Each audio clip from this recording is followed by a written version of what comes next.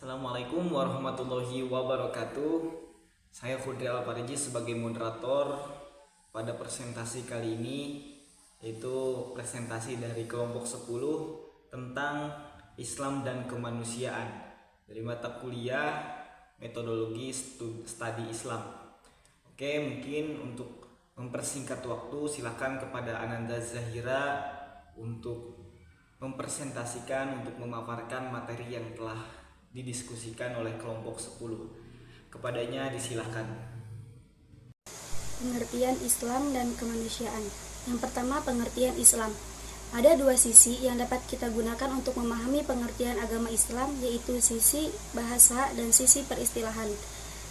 Yang pertama, dari segi bahasa, Islam berasal dari bahasa Arab, yaitu kata salima yang mengandung arti selamat, sentosa, dan damai.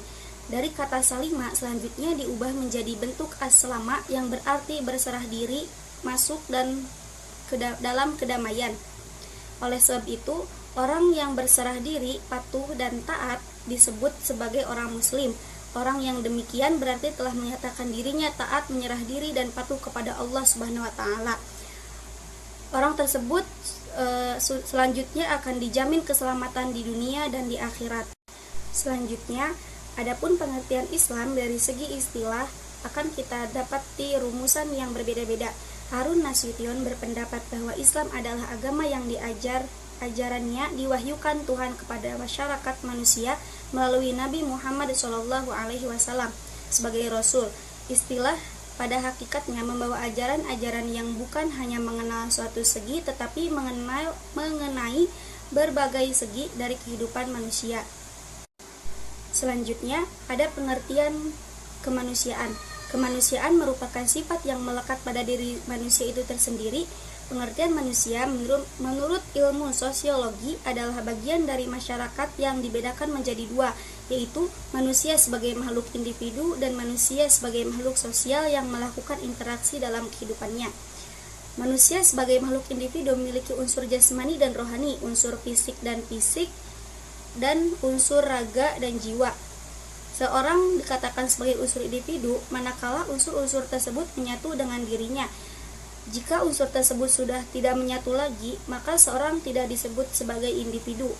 Dalam diri individu ada dua unsur jasmani dan rohani, atau ada unsur fisik dan fisik, atau ada unsur raga dan jiwanya.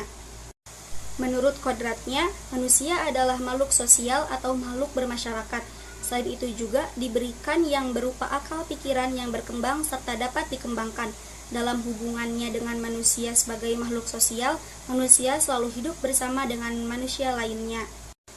Selanjutnya ada kedudukan manusia di dunia. Dalam berbagai literatur yang membahas mengenai kedudukan manusia dalam alam semesta ini, selalu dihubungkan dengan konsep kekhalifahan manusia di muka bumi dan konsep ibadah. Quraish Shihab dalam bukunya Membumikan Al-Quran misalnya telah membahas masalah kekhalifahan ini. Menurut hasil penelitiannya bahwa di dalam Al-Quran terdapat kata khalifah dalam bentuk tunggal sebanyak 2 kali, yaitu dalam surat Al-Baqarah ayat 30 dan Shad ayat 26.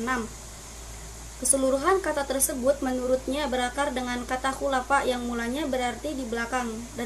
Dari sini kata khalifah seringkali diartikan sebagai pengganti, karena yang mengganti selalu berada atau datang di belakang sesudah yang digantikan.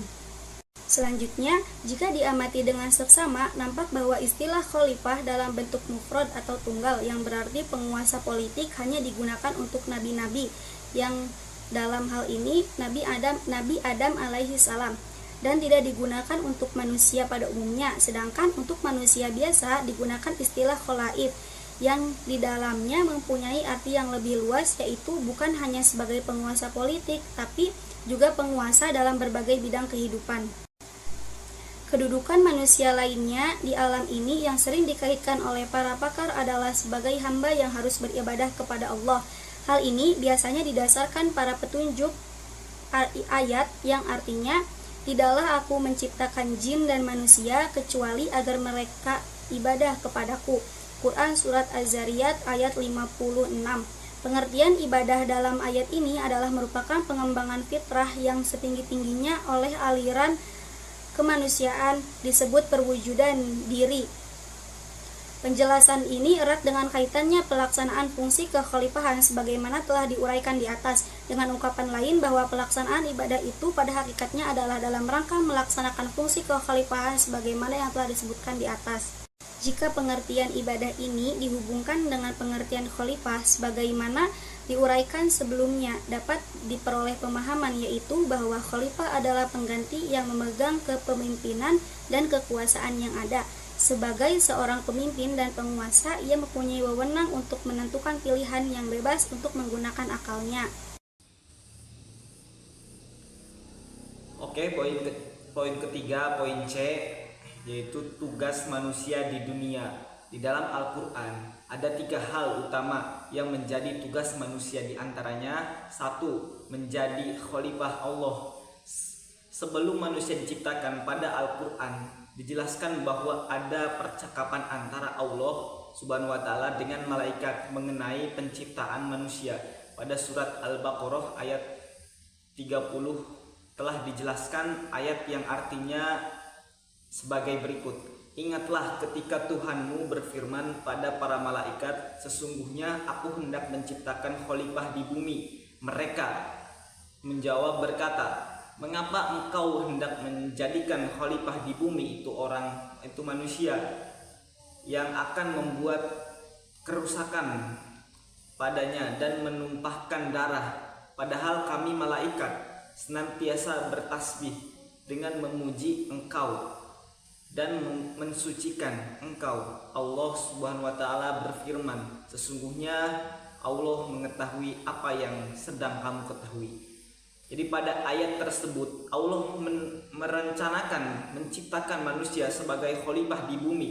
Di dalam ayat tersebut ada sedikit perdebatan antara malaikat dengan Allah, yaitu menurut malaikat manusia diciptakan di bumi memang sebagai khalifah, namun juga bisa membuat pertumpahan darah dan tidak bisa menjaga mandat sebagai khalifah di bumi. Namun Allah menjawab dengan tegas bahwa Allah mengetahui apa yang tidak diketahui oleh malaikat, yaitu rencana Allah terhadap penciptaan manusia. Kemudian Allah menjelaskan bahwa manusia bisa menjadi khalifah di bumi karena manusia akan diberi akal sehingga manusia dapat memiliki kemampuan dan keterampilan. Sehingga sebagai khalifah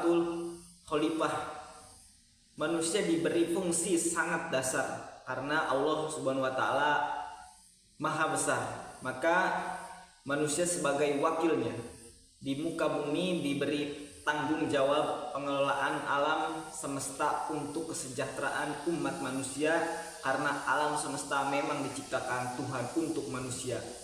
Kedua, menyembah Allah. Sebagai hamba Allah, manusia adalah kunci dan tak memiliki kekuasaan. Oleh karena itu tugasnya hanya menyembah kepadanya dan berpasrah diri kepadanya. Allah tidak menciptakan manusia kecuali untuk mengabdi kepadanya. Kemudian mengabdi dalam bentuk apa? Ibadah dengan menjelaskan perintahnya dan menjauhi larangannya seperti tercantum dalam Al-Quran. Seperti dalam surat Al-Bayyinah ayat 5, yang artinya padahal mereka tidak disuruh kecuali supaya menyembah Allah dengan memurnikan ketaatan kepada Allah dalam menjalankan agama yang lurus, dan supaya mereka mendirikan sholat dan menunaikan zakat, dan yang demikian itulah agama yang lurus. Quran surat Al-Bayyinah. Perintah ataupun tugas yang diberikan oleh Allah kepada manusia dalam beribu-ribu macam bentuk, dimulai dari hal yang paling kecil menuju kepada hal yang paling besar, dengan berdasarkan dan berpegang kepada Al-Quran dan hadis di dalam menjelaskannya.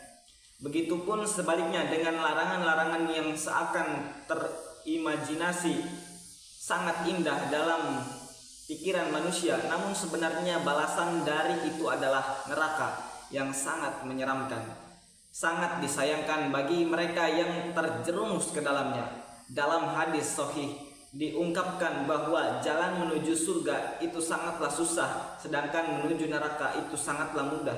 Dua itu adalah pilihan bagi setiap manusia dari zaman dahulu hingga sekarang.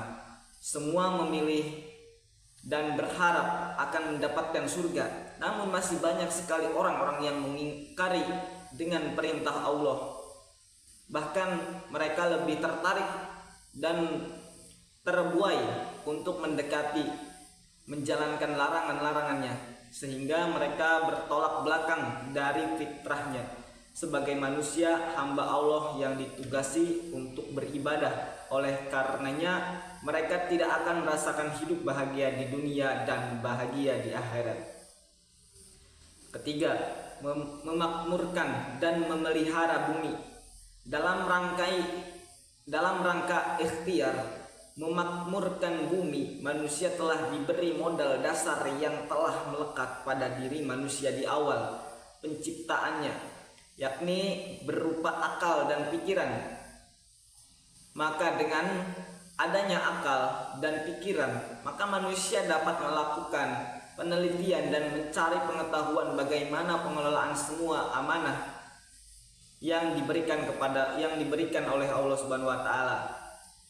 Memelihara di bumi tidak hanya secara fisik saja, tetapi segala yang ada di alam harus dipelihara, termasuk juga dalam memelihara akidah dan akhlak manusia itu sendiri sebagai sumber daya manusia yang akan memanfaatkan alam. Karena itu meski dalam konteks memelihara alam, namun secara praktik adalah dengan membina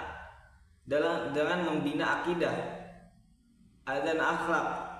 Kedua hal ini penting agar tetap terjadi kesamaan dalam tujuan yang ditetapkan oleh Allah Subhanahu wa taala.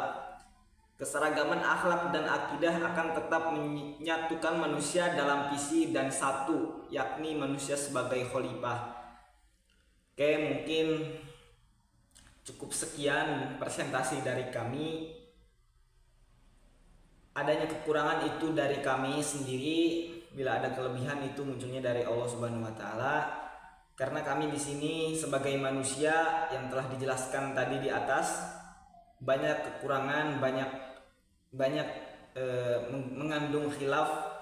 Kurang lebihnya mohon maaf. Wallahul muwaffiq ila aqwamit thoriq. Wassalamualaikum warahmatullahi wabarakatuh.